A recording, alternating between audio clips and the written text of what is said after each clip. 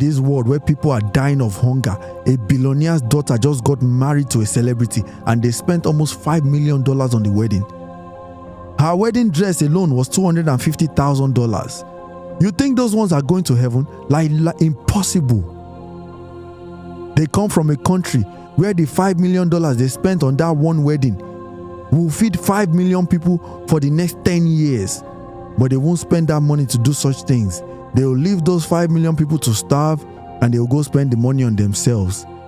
They will go spend the money buying lavish gifts for their fellow rich friends who are already rich.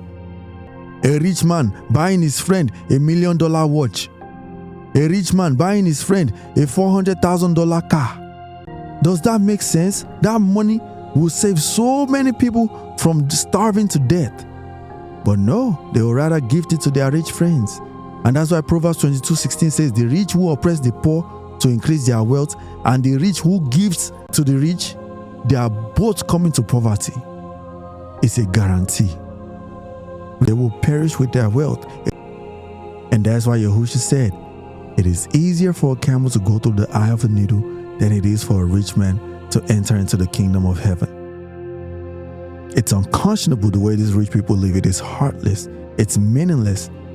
People are dying, but they will say, oh, I'm doing charity here, I'm doing charity there.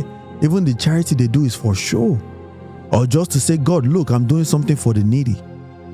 And that's why in the parable of the widow's mite, all the rich people were bringing fortune, but that widow, 2 copper coins, and she gave the most out of everyone.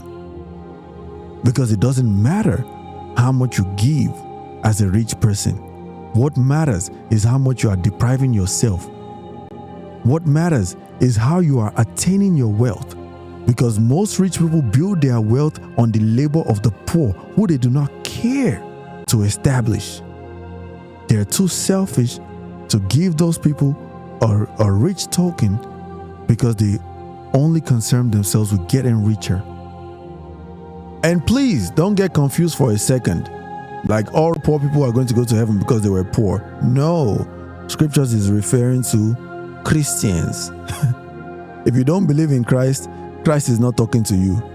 So don't make the mistake of thinking this word applies to the whole world as a whole when you read of certain things. No, it applies to Christians or those who consider themselves as Christians.